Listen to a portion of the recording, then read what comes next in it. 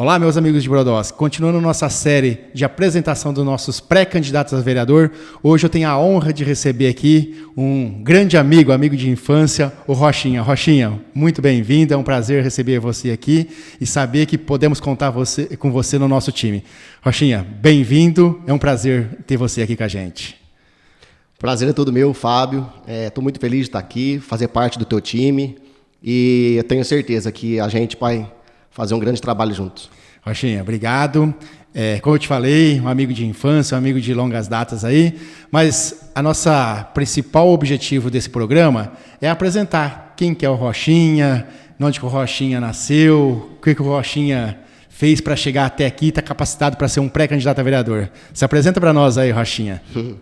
Tá certo. Eu nasci aqui em Brodowski mesmo, né? Sou natural daqui. Tenho 41 anos, sou casado, tenho uma filha de 13 anos. E a minha vida toda, minha infância toda, eu morei ali no Alto do Jasper, né? Inclusive, eu fiz o pré no Jasper, que antigamente era bem difícil, né?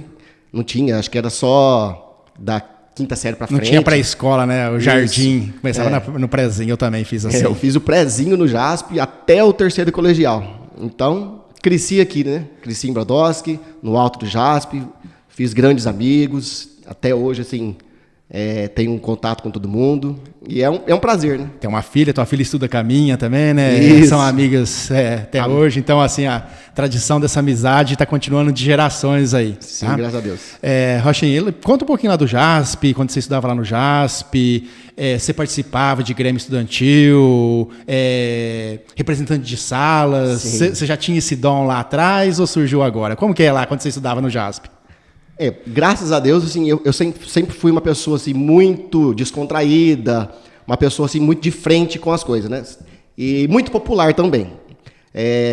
Quando foi o primeiro grêmio estudantil, se eu não me engano, eu não lembro se era a nível nacional ou se foi estadual. Estadual, foi o governo do estado, isso. Então, foi o primeiro grêmio estudantil, a gente fez uma chapa, praticamente nessa chapa tinha pessoas jovens na época da comunidade metodista. Então, a gente tinha uma turma ali muito grande, né?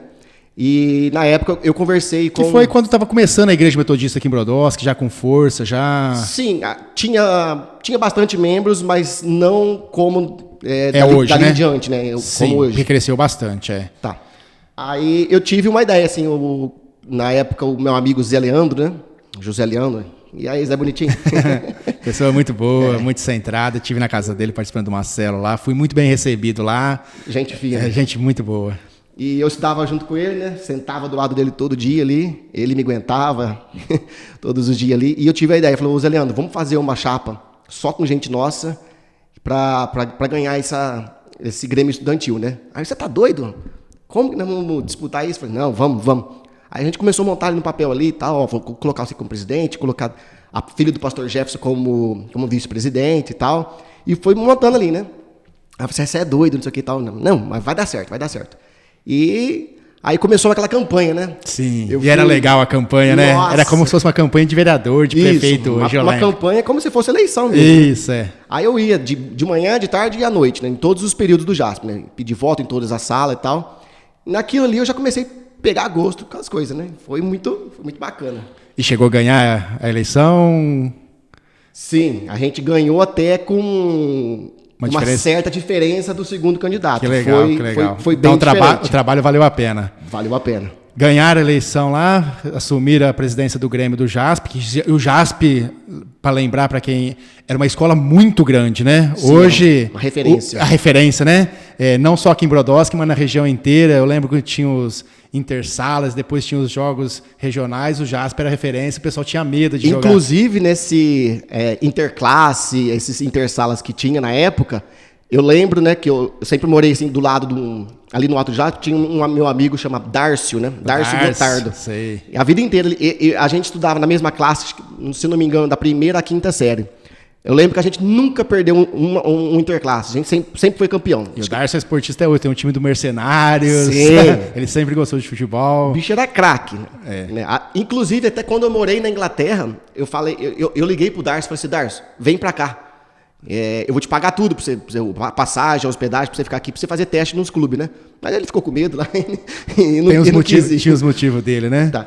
Então, nessa época de interclasse, a gente, sim, sempre muito popular, a gente sempre... Eu acho que nessa época lá no JASP nem tinha um muro em volta, ainda era tela, né? Com arbusto, Sim. dava pra assistir de fora. Sim. Agora você falou, você morava ali perto, então da sua casa dava pra assistir os jogos ali. Uma época muito boa e passou, né, Rochinha? Nossa, que é isso? Mas vamos lá.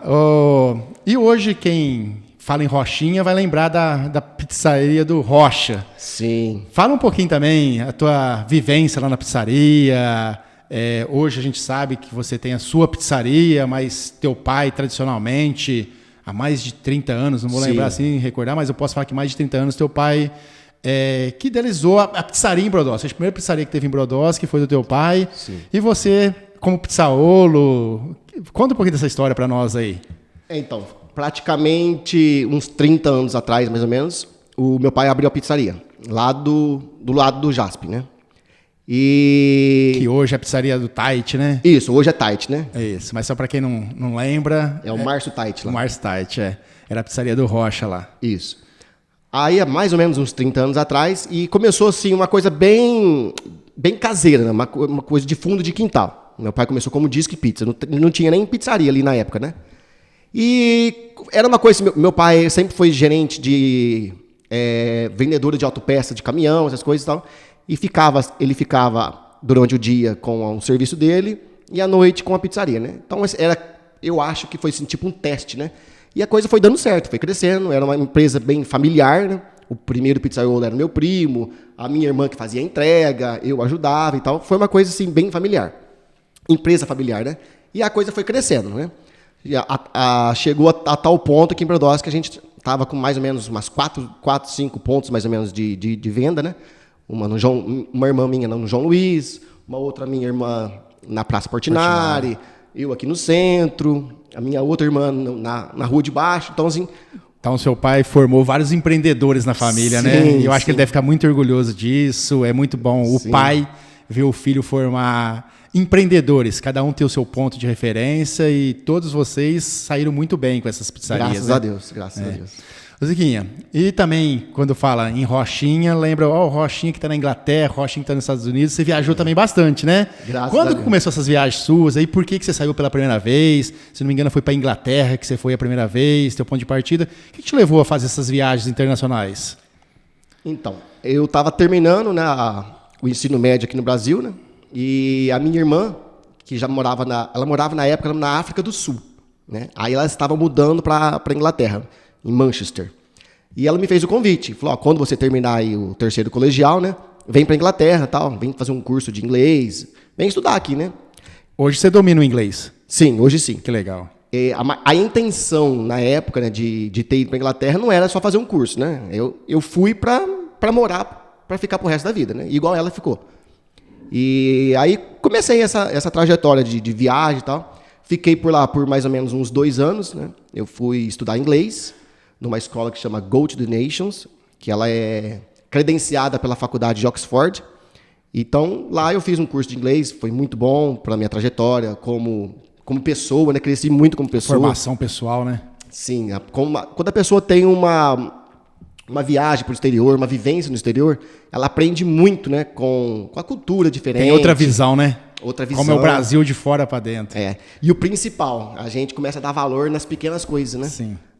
No contato que o brasileiro tem, a simplicidade do Brasil é... Mesmo as brincadeiras entre os colegas, lá é diferente, né? O pessoal é muito frio, não tem essa descontração que tem aqui, né? Aí você estudou, você chegou a trabalhar lá nessa primeira viagem? Trabalhei. Eu fui, assim, eu sou o meu irmão mais novo, né? Então eu sempre fui muito, assim, mimado e muito, assim, até então muito irresponsável, né? A minha irmã me deu um dinheiro, né? Falou, isso aqui é pra você começar a vida aqui, né? Se manter e tal. Eu morava numa casa de estudante.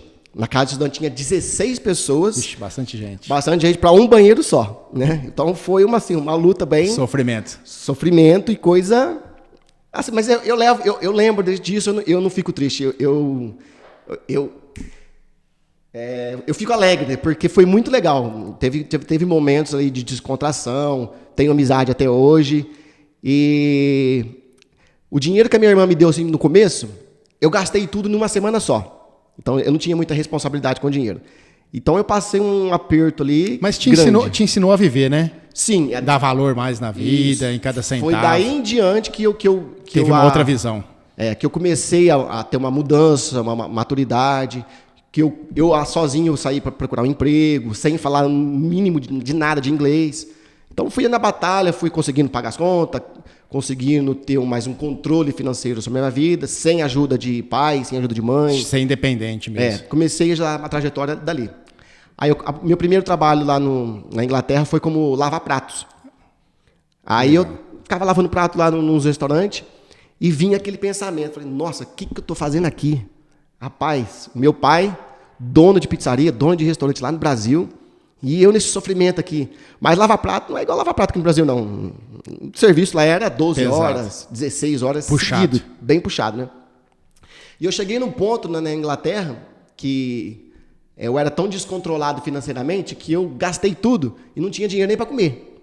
E eu morava assim, longe, né, da minha irmã, e ela não tinha assim, conhecimento do que eu passava, né? E quando vinha assim, o resto de prato, de comida nos pratos assim, que eu estava lavando, assim, eu disfarçava e comia e tal. Mas isso, eu lembro disso com alegria, porque quando eu fazia isso, quando aconteceu isso comigo, eu fazia rindo. Então eu ria daquela situação, né? Foi bom para o aprendizado? Foi. Mas essa minha característica, essa minha personalidade, me ajudou muito a superar a adversidade da vida, né? E ser um outro Rochinha a partir desse momento, né? Então, aí sim, aí eu comecei a ser uma outra pessoa. Rochinha, aí depois disso você voltou pro Brasil, mas aí continuou fazendo viagens também. Acho que você até foi da última vez para estudar, fazer um curso de gestão, foi isso mesmo? Sim. Aí eu voltei pro Brasil, né? Eu abri a minha pizzaria, fiquei com essa pizzaria.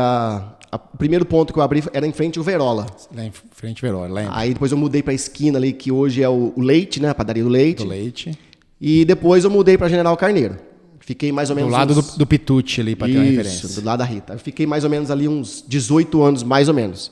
Muito tempo. Muito tempo. Foi, assim, um tempo muito bom. Fiz grandes amizades. Foi a pizzaria que assim, bombou na época. Sim. Trouxe algumas novidades, de macarrão ao vivo, calzone e tal. Foi uma época muito boa que eu já comecei a ser conhecido como o Rochinha, né? E você tinha que abrir a mão do seu sábado, domingo, feriado, porque esse comércio é um comércio muito desgastante. Nossa, judia. Mas você fez esse curso de gestão financeira nos Estados Unidos também? Sim. A minha formação de gestão financeira, na realidade, ela é aqui do Brasil. Ah, do Brasil. Eu me formo esse ano, até dezembro eu me formo. Ah, que legal. E a minha formação aqui no Brasil, até um pouco antes disso, eu sou comissário de voo. Eu trabalhei na TAM por um tempo. Que legal, eu não sabia disso. Então, que né, legal. A minha primeira formação foi comissário de voo. E foi até uma história assim, bem forte, porque quando eu fui chamado para trabalhar na TAM, acho que foi bem no dia que a minha filha nasceu. Olha aí. E a minha esposa ficou assim, pé da vida, né? Ela não queria de jeito nenhum, né? Porque eu teria que morar em São Paulo. Sim. E a gente acabou de ter uma filha e eu ia abandonar, né?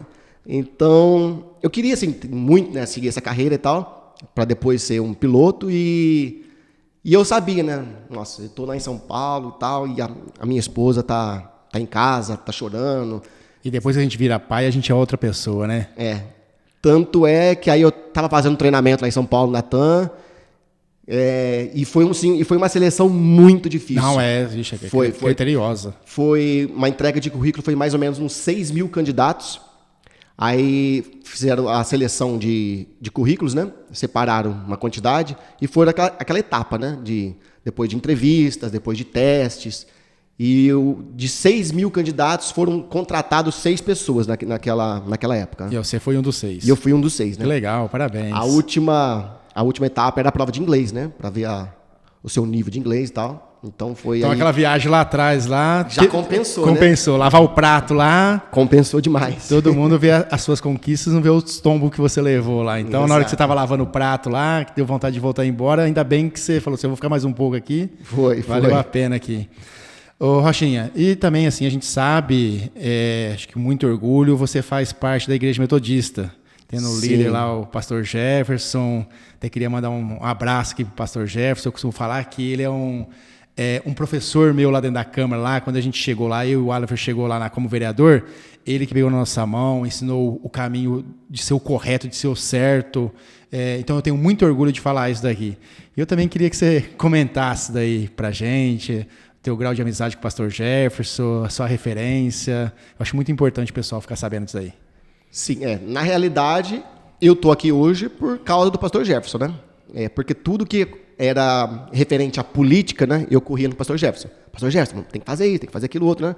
E ele, assim, é uma referência, né? Eu tô na comunidade metodista desde os meus 9 anos, né? Então, já levei muito puxão de orelha. É uma vida, Já levei muito puxão de orelha do pastor Jefferson, né? Desde os 9 anos até os 40. Eu era, assim, uma ovelha meio que... Rebelde. Não é rebelde, porque hoje em dia, os rebeldes hoje em dia não tem nem comparação com os rebeldes da minha época, né? Os rebeldes do passado, como eu, não tem nem comparação. Então, o pastor Jefferson me incentivou muito, né, a entrar nessa vida política, né? Eu quero, assim, deixar bem frisado, né, que eu jamais eu estaria aqui disputando uma campanha de vereador, um pré-candidato a vereador, se o pastor Jefferson fosse um candidato, né? Então, como ele incentivou, ele seria até, ao planos anteriores, seria como candidato a prefeito e tal. Então, ele foi me incentivando, que eu jamais eu ia disputar contra ele, né? Então, graças a ele, né? Até acho que você teve muito o que aprendeu com ele. Muito, muito, muito. Eu tenho orgulho de falar isso daí, aprendi bastante. Então, a gratidão por ele E foi enorme. fantástica a tomada de decisão dele. Eu acho que ele comenta, ele foi vereador já de 2 mandatos, e ele comenta, fala assim, ô Fábio, o que eu tinha que fazer para a política de Brodowski, eu já fiz, já tive minha oportunidade. E assim, mais uma vez, o gesto bonito, ele abriu... Eu vou falar a porteira, mas a porta para os novos líderes lá da igreja, né? Não só você, mas tem mais 2 ou 3 candidatos lá dentro da igreja que ele trata vocês todos iguais lá. Então, assim, a atitude dele, igual você falou, ele deixou de querer ser candidato, de ser egocêntrico para ele, porque ele falou que já fez o papel dele, já cumpriu como vereador com 2 mandatos lá e com muita excelência e muitas conquistas para Brodowski aqui. E abriu a porta para vocês agora aqui. Então, eu acho assim que você tem um leque muito grande dentro da igreja ali, mas seus eleitores não são só dentro da igreja, porque agora o mais importante, que ultimamente o Rochinha é lembrado bolsonarista, né? pelos bolsonaristas. É o bolsonarista da cidade. Que eu acho importante a gente falar um pouquinho disso também. Mas antes do bolsonarista, as suas manifestações, você participou de manifestações, tanto lá atrás da vacina e depois... manifestações agora no final do mandato do Bolsonaro. Então, comenta um pouquinho disso aí, quem que é o Rochinha das manifestações? Essa história, assim, foi uma história assim, que mudou praticamente o rumo da minha vida, né? Eu jamais esperaria tudo isso que aconteceu a partir do momento, acho que foi até antes, foi um pouco da vacina, né? O que aconteceu. O povo, eu fui muito criticado, né, nessa questão de vacina, mas pela minha personalidade, na época eu quase que perdi até amizade por causa disso, né? Mas mesmo assim, eu continuei na mesma tecla, batendo firme nessa tecla de que na época, o que aconteceu em Brodowski? Teve um decreto... Obrigando a pessoa a apresentar, né, o comprovante de vacinação para entrar na prefeitura, para entrar num fórum lugares e tal. Públicos.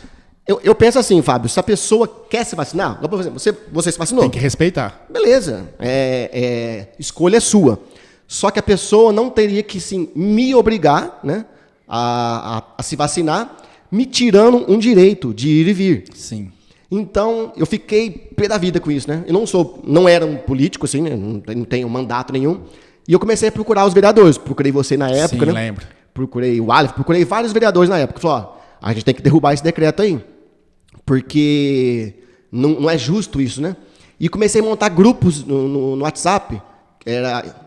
Diga não à obrigação da vacina, uma coisa assim, né? E esse grupo começou a crescer. Aí vários professores... funcionários públicos começaram a me procurar. Rochinha, pelo amor de Deus, eu não concordo com isso. Eu não quero me vacinar, eu tenho medo. E então, como eu vou perder meu trabalho? Então as pessoas começaram a me procurar e eu já comecei a me engajar nisso daí, né? E Depois, hoje em dia, né, os laboratórios hoje reconhecem, né, que estava errado, que todas aquelas falácias, né, que a gente estava sobre a vacina era tudo verdade, né, aquele efeito colateral grave e tal. Então, o meu engajamento já começou nisso daí. Mesmo porque o estudo da vacina foi um período muito curto, né? Eu lembro quando eu li uma reportagem, quando foi fazer a vacina do sarampo, demorou 70 anos para criar ela. Exato, e do né? Covid, em um ano... É até chato falar, mas assim, é uma doença que para mim, eu tive, quase fui embora por causa do Covid, mas para mim foi feita em laboratório, mas quando criou essa doença em laboratório, para mim já estava a vacina pronta lá, que foi Exato. O capitalismo, né? Para quem entende um pouquinho, né, sobre esse assunto, sabe que uma vacina demora aí no mínimo 10 anos, 15 anos para ser estudada, para ser testada, né? Então, praticamente veio a doença e a solução já estava pronta, né? Então, aí mudando de assunto, já indo para as manifestações. O que aconteceu nas manifestações? Eu já estava com esse engajamento no WhatsApp de montar grupos, e assim que teve, né, o final das eleições de 2022, né, que o Bolsonaro perdeu, né, eu comecei a montar grupo tal, de pessoas que não concordavam com aquilo, e começou aquelas manifestações em frente aos quartéis e tal, né? E, inclusive, quando eu montei vários grupos aqui em Brodowski, a gente montou uma caravana para Ribeirão. Em frente aos quartéis. Os quartéis. A gente montou, falou, ó, vamos combinar um horário, saiu da praça Martim Moreira e vamos para Ribeirão lá no quartel, né? Saiu mais ou menos ali uns 10, 15 carros, várias motos, né? E foi aí que esse momento, acho que eu vou contar até os meus 80 anos. A gente chegou você foi uma liderança lá, né? Dessa turma... Sim, usou o microfone lá em frente dos quartéis, passou na televisão, acho que na Record. Passou na Record, acho que na SBT, passou em vários locais lá. E aí a gente saiu daqui de Brodowski. Quando a gente chegou lá em frente ao quartel, tinha assim, pouca gente, não tinha muita gente, não tinha uma multidão, né? Aí tava ali, o nosso pessoal chegou, o pessoal de Brodowski e tal. E aí o que assim, realmente me colocou à frente desse negócio tudo, né? Chegou na época lá, no dia, chegou um policial, um delegado da Polícia Federal. E ele perguntou para eu não lembro se era o Ricardo, quem que estava lá, quem que tá à frente desse negócio aqui? Né? E eu olhei, estava meio de longe assim, né? Aí o Ricardo, acho que foi o Ricardo, ele falou assim, ó, é o Rochinha. Rapaz... Falei, vou ser preso, né? Um delegado. Fiquei com medo. Fiquei com medo, né? Delegado da Polícia Federal perguntando quem que tá à frente desse negócio. E eu não tava à frente de nada, né? Eu só montei um grupo ali, né? Falei, nossa, vou pra cadeia, né? Sobrou pra mim. Tô lascado. Aí veio esse delegado e tal. E eu já murcho, né? Você que tá na frente desse negócio, né? Né? Acabei assumindo, né? Porque depois se ele olhasse o telefone, né? Falei, tô preso, né? Aí ele falou assim... posso participar aqui junto com vocês? Eu posso me manifestar e tal? Rapaz... Ganhou mais força ainda. Na hora que ele falou aquilo, tava assim, né? Eu já até enchei. Super-homem. Eu já enchei, fiquei com aquela moral toda, falei assim, ó, o que o senhor deseja falar? Cresci pra cima do homem, né? O que o senhor deseja falar e tal? Ele falou, não, porque eu sou a favor disso aqui e tal, eu não concordo com o resultado da eleição. Então tá bom, pode ficar aqui assim que... Logo você vai fazer uso da palavra ali. Que legal, que legal. Então, a partir daquele momento, eu gostei mesmo do negócio, né? E os grupos bombando de gente, né? Achei, igual você falou, é algo pra você lembrar pro resto da sua vida, né? O resto da vida. Pra história aí. Aquele momento, eu achei que eu ia pra cadeia. Que legal, que e legal. tinha muita gente sendo presa, né? Por causa disso. Tinha. Injustamente, né? Injustamente. Rochinha, aí depois que teve a posse do novo presidente, vocês... continuou essas manifestações e se chegou aí para Brasília, liderou os caminhoneiros, alguma coisa assim também, se não estou enganado? Sim, pelo sucesso, né, vamos dizer assim. Daqui de Ribeirão, sucesso. Te credenciou que teve a manifestação em Ribeirão, e os grupos, né, que eu formei. Teve um dia na manifestação lá em Ribeirão Preto, eu estava num bar lá, comendo um salgado e tal, e chegou um cara assim, né, você que é o Rochinha, né? Falei, sou eu mesmo, tal. Eu sou líder dos caminhoneiros e tal, e eu tô no teu grupo. Falei, que legal e tal. Eu falei, posso te colocar no grupo dos caminhoneiros e tal? Falei, pode, né? Beleza. A partir daquele momento, meu Deus do céu, eu falo isso pra minha esposa, Parecia que tinha caminhoneiro saindo debaixo da minha cama. Meu telefone tocava, Fábio, o dia inteiro. E chegou numa coisa que ficou muito sério, né? Porque eles queriam bloquear a estrada, né? Sim. E eles me ligavam, Rochinha. O que você acha? Vamos bloquear isso aqui e tal. E a partir desse momento aí, eu já fiquei esperto, né? Eu montei um outro grupo no WhatsApp que só tinha advogado, né? Pra eles me aconselhar, né? Sim. E eles falaram, jamais, se acontecer algum problema... E um líder, é isso mesmo, né? Ouvir, não agir por impulso, mas ouvir opiniões, principalmente de especialistas. Aí os advogados te falam, não. Sim, eu sempre fiz questão de me cercar de pessoas, né, para me aconselhar, porque eu sou muito de agir no impulso, né, agir no calor do momento, né? E os caras queriam bloquear a estrada e tal, e eu sempre apaziguando, né? Não vamos fazer isso, não vamos fazer assado e tal. Até que surgiu o momento da gente ir para Brasília, né? E eu comecei a ter mais grupos para o Brasil inteiro.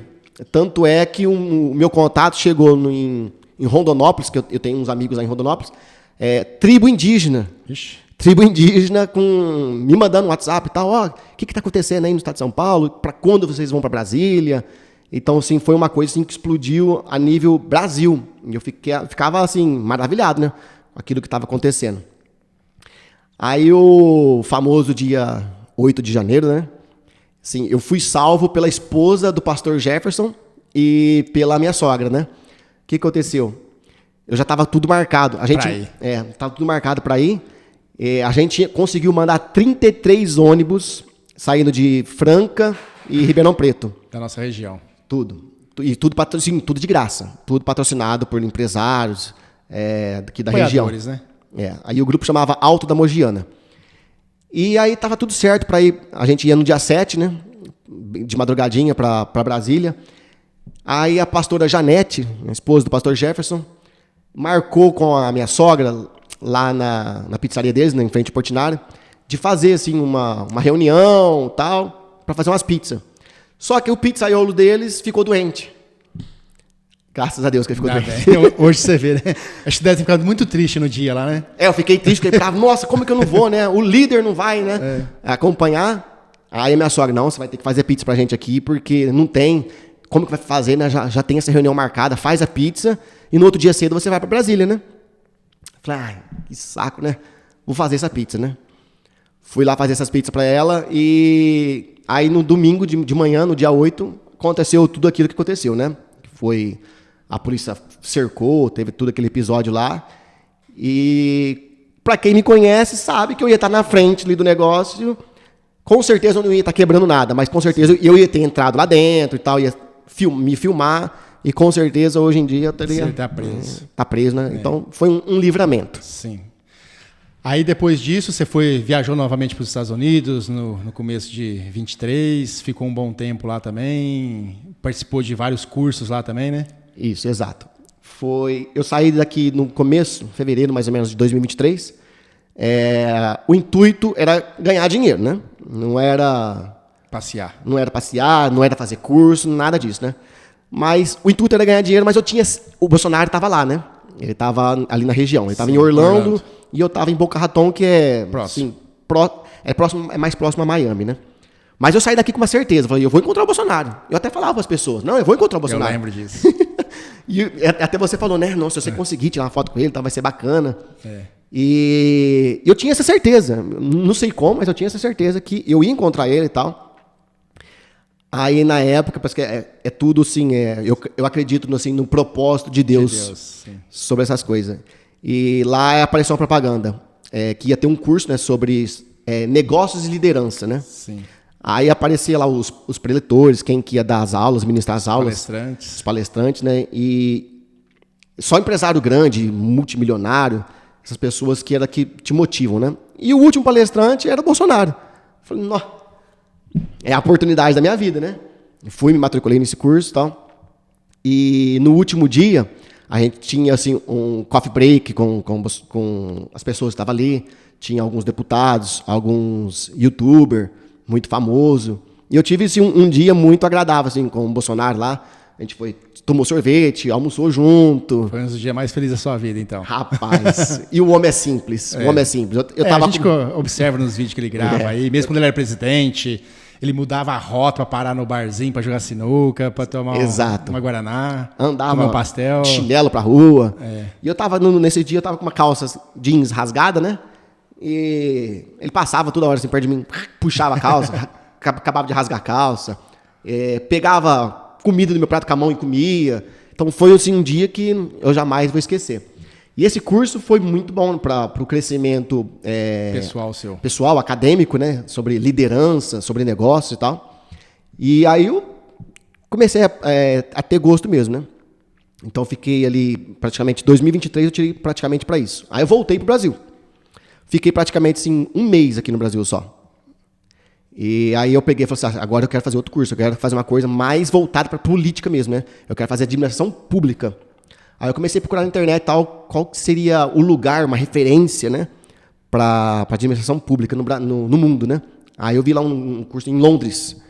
Falei, então é isso aqui que eu quero fazer. Eu falei, nossa, mas quem vai pagar isso, né? É caro. É caro. E só a viagem é cara. A viagem é caro e libras, né? Na época que eu tava lá, era uma libra 6,30. Mais que o dólar. É muito caro, né? Não importa, eu vou. Fui com a cara e coragem, né? Minha irmã mora lá, minha irmã mora em Manchester, né? Falei, eu vou. Eu arrumo emprego lá, começo a lavar prato de novo, se eu tiver que fazer pizza. Medo de trabalhar você não tem? Não, medo eu não tenho. E fui com a cara e coragem, né? Só que os meus grupos, né?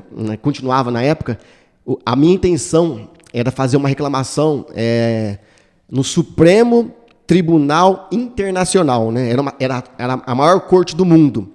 E eu fui lá com ousadia, fui lá para fazer uma reclamação contra o cabeça de ovo. Né? Então era assim, uma coisa muito grande, né? Uma coisa muito grave. Fui, achei o endereço da corte e tal, encaminhei. Eu fiz essa reclamação, não virou nada, mas eu quis fazer. Mas né? você fez, o teu objetivo foi Sim, lá e o objetivo era isso. Atrás. Ô, Ziguinha, mas agora vamos vir para a nossa realidade aqui de Brodowski aqui. E eu e o Aleph vendo todo esse empenho seu, essa dedicação, nos capacitou a ir atrás de você e convidar para você ser pré-candidato a vereador na nossa chapa. Com muita honra, fomos conversar com você e você aceitou esse desafio.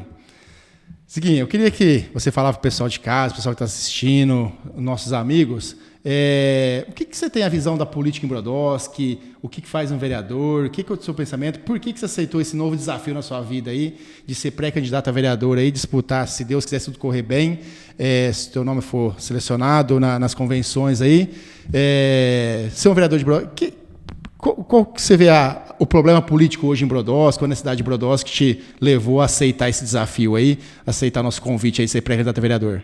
Bom, primeiramente, o brodowskiano, o eleitor, ele tem que ter a noção da gravidade que Brodowski se encontra, né? E agora é a hora, né? Não adianta depois ficar reclamando, ficar não sei o que e tal. Agora é a hora, nas eleições, de fazer a sua manifestação com o voto. Uma outra coisa, o eleitor de Brodowski, ou seja de qualquer cidade que for, ele tem que ter a noção de qual que é a verdadeira função do vereador, né? Porque o que eu vejo hoje em dia, eu fico pé da vida com essas coisas, né? O meu gato tá em cima da árvore. Ô, Fábio, Alifer, vê o que vocês podem fazer, né? Rapaz, isso não é função de vereador, não gente. Eu falo assim, eu tenho dó do Fábio, tenho dó do Alifer, tenho dó dos outros vereadores e tal. Porque... Não que você virar as costas à pessoa, né? Sim, mas a função do vereador não é essa. Você não escolhe um vereador porque ele te faz um favor. Não. Ou porque ele é bonzinho, ou porque ele é bonito, que ele é engraçado. Você vai escolher um vereador... Que te representa. Que te representa, é o teu né? pensamento. Isso. E também pela capacidade do que ele pode fazer na Câmara, né?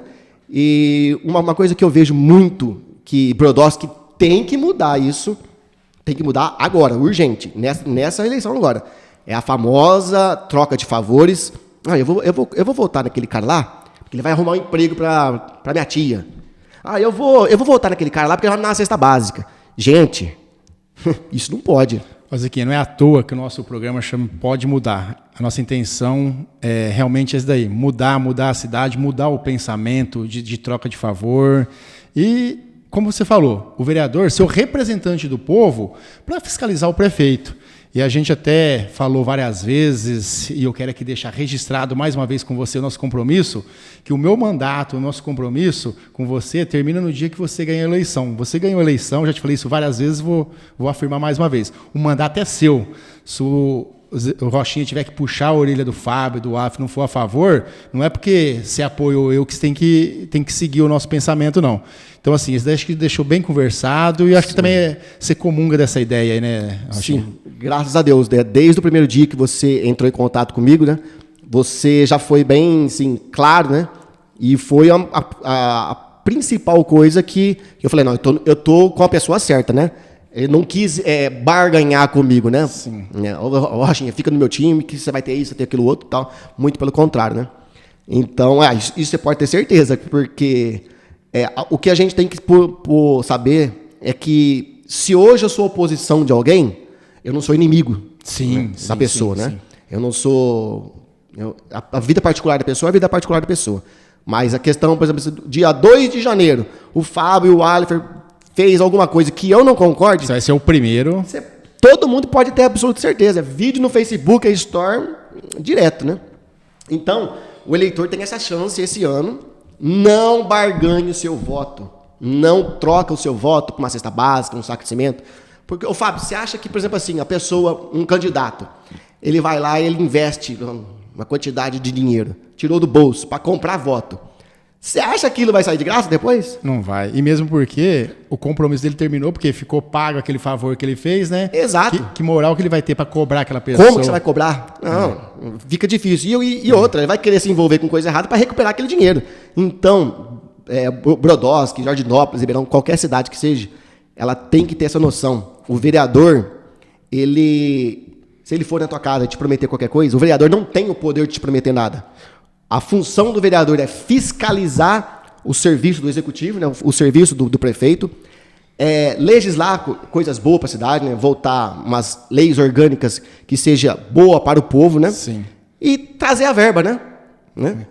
Zequinha, assim, e principalmente você, cristão, de direita, em Jardinópolis teve um projeto de lei que queria ideologia de gênero na escola. Daí cabe ao município decidir isso. Exatamente. Então, assim, você tem que representar a pessoa que às vezes é contra isso daí. Então, assim, o vereador, a função do vereador é legislar sobre as leis que quer implantar dentro de uma escola, dentro do departamento de saúde e mesmo na limpeza pública da cidade. Então, assim, por isso que é importante você ter esse lado partidário seu, e eu fiz questão de te chamar por causa disso. Ser uma pessoa que, de princípios, de direito, que vê o lado bem da cidade, né? Sim. Inclusive, pessoas até me cobram, assim, as pessoas me veem hoje em dia aqui dentro de Brodowski como o bolsonarista de Brodowski, né? O maior... Com muito orgulho, né? Graças a Deus, né? Ainda não é pro outro lado, do 9 dedos, né? E o que eu penso sobre isso? Você tem que escolher o seu candidato conforme você pensa. Porque, por exemplo, assim, ó, a pessoa está passando por uma situação, vamos supor assim, uma mãe, um pai de família tem um filho com problema de drogas, tá viciado em drogas e tal. Não tem, sim, muito nexo, tá? Eu escolher um candidato que seja a favor da liberação de drogas. Eu tô passando aquele problema no meu dia a dia, mas na hora eu acho que assim, não adianta muito você ficar só na oração, só pedindo para Deus, né? Você tem que fazer a sua parte, né? Deus vai fazer a dele. Deus vai fazer a dele. Tem que fazer a sua parte. Aí na hora de escolher uma pessoa lá, eu vou lá e aperto lá na urna eletrônica lá, um candidato que os princípios, a ideologia dele é a liberação de drogas, a favor de aborto e tal. Você tem que escolher um candidato que te representa. Que te representa. Não porque eu vou votar porque ele é bonzinho. Ele é bonitinho. Ou porque ele me cumprimentou na rua. Eu, por exemplo, assim, eu não vou sair banando a mãozinha para todo mundo. E nem deve mudar, tá? Né? Quem eu conheço, eu vou comentar. Às vezes o cara é metido, não sei o que, não sou metido. Eu não te conheço, né? Então, eu não gosto desse tipo que eu falo também no grupo de Brodowski, a velha política, né? Eu não quero ofender ninguém, mas é a velha política, né? Esse negócio de, eu vou fazer uma mensaginha do Dia das Mães, que não sei o quê. Eu nunca fiz isso. Por que eu vou mudar agora, né? Beleza, para quem faz, porque já costuma fazer. Eu não. Então, eu tenho o meu jeito, né? E espero representar a parte dos bolsonaristas da cidade. Rochinha, o papo tá muito bom, muito gostoso, mas nós temos um compromisso aí de horário, de seguir um padrão aí. Se deixar, eu fico Tá gostoso, tá gostoso. Eu percebo disso. Assim, a última pergunta para nós despedirmos é: o que você acha hoje o principal problema da cidade de Brodowski? O que você enxerga? O que o pessoal te reclama? Assim, ó, isso em Brodowski precisa mudar. Lógico que precisa mudar muita coisa. Se a gente for ficar nomeando aqui, igual você falou, nós vamos ficar aqui até tarde. Mas o principal, o que você acha assim, que tem que ser a mudança para Brodowski? Olha, a gente já veio participando de várias sessões na Câmara, né? Com certeza todo mundo sabe que o maior problema de Brodowski é água, né? Mas o eleitor tem que ter noção do seguinte: não caia em promessa. Saiba que Brodowski deve muito, né? Deve muito para a CPFL. Sim, isso quase 30 milhões já, com os juros e multas. Então não tem como o seu Fábio falar, eu vou resolver assim, assim, assim, assado e tal. É um problema muito sério, que primeiro você vai ter que ser resolvido esse problema com a CPFL antes, sim, né? E um tempo atrás eu gravei alguns vídeos, né? Porque as pessoas estavam falando que estava com problema na bomba, problema na bomba, problema na bomba. Aí eu fui conferir, né? Para ver se estava com problema na bomba, né? Eu fui em todos, Fábio, em todos os poços. Não tinha um problema. Conversei com os caras lá que estavam trabalhando lá. Fiz o vídeo, falei, a água está saindo daqui limpa, tá funcionando 100%, mas só que estava com problema. Estava faltando água. Na distribuição. Aí outras pessoas falam, não, isso aí é porque tá com cano quebrado não sei na onde, tá com cano quebrado não sei na onde e tal. Então, o problema de água em Brodowski é sério, não é... Eu não posso chegar aqui e falar uma promessa de campanha, porque a água vai estar no pote mesmo, né? Mas não vai, né? Não vai, não é simples esse negócio, né? Eu tenho as minhas ideias, eu não sei, né, se seria viável e tal, mas a gente vamos estudar, né? Eu tenho assim, alguns pensamentos que se colocasse várias caixas d'água... Né, sim, a distribuição. Distribuição, acho, né? Por exemplo, assim, a Vila Cristal, que é o principal... Não tem uma caixa d'água lá. Nos condomínios não tem caixa d'água. Exatamente. Perto da Conai lá, sempre tá faltando água lá, não tem uma caixa d'água lá. Porque o próprio governo federal pode fornecer, né, sim, a instalação e tal. É. E seria muito mais fácil, por exemplo, assim, um caminhão-pipa tá distribuindo de madrugada. Sai muito mais barato. Ele vai na caixa d'água, ele enche aquilo lá, fica a madrugada inteira enchendo, e durante o dia libera na rede pública, né? E uma outra coisa que eu acho que é barato, né? Que você até pode assumir como assim, uma promessa de campanha, porque seria uma coisa assim, impossível de fazer. A gente sabe, você já apresentou aquele estudo pra gente, que muitas pessoas humildes em Brodowski não têm caixa d'água em casa. Então não seria uma coisa assim difícil, cara para se fazer. É o social. Né? Um trabalho social, né? Fornecer uma caixa d'água, 5 metros de cano e tal, um funcionário da prefeitura ir lá instalar uma caixa d'água para essa pessoa. Porque quando chega nessa época de falta d'água, a pessoa tem uma pequena reserva, né? Então é por esses lados que eu vejo que comece assim, solucionar o problema de Brodowski. É grave, né? Mas tem solução. Eu sou totalmente a favor de fazer a concessão da água. Sim. Eu quero deixar bem claro isso. Não nessa concessão que estava aí, né? Que a gente brigou junto, teto, né? Que tinha um teto. Mas estamos mudando isso daí. Eu vou leiloar esse microfone aqui, ó. Eu vou botar um valor máximo para esse microfone? Não. Né? Quem quer dar mais... Eu vou botar um valor mínimo. Esse microfone aqui o lance mínimo é de R$100. Daí para frente, deixa o cara dar. Se o cara dá 10 mil... Você não pode falar assim, o máximo dele é 500. Bom pra gente, né? Não é? Rochinha, então eu quero te agradecer. Foi uma honra receber você aqui. Vamos ter mais bate-papos igual a esse. É que nosso time é muito grande, tem outros para se apresentar aqui. Então, muito obrigado de ter aceitado o convite de estar aqui. E muito mais honrado de ter aceitado colocar seu nome como pré-candidato na nossa chapa aí. Obrigado, viu, Rochinha? Eu que agradeço. Valeu, galera. Em breve estamos com um novo pré-candidato aqui para falar com vocês. Valeu, até mais.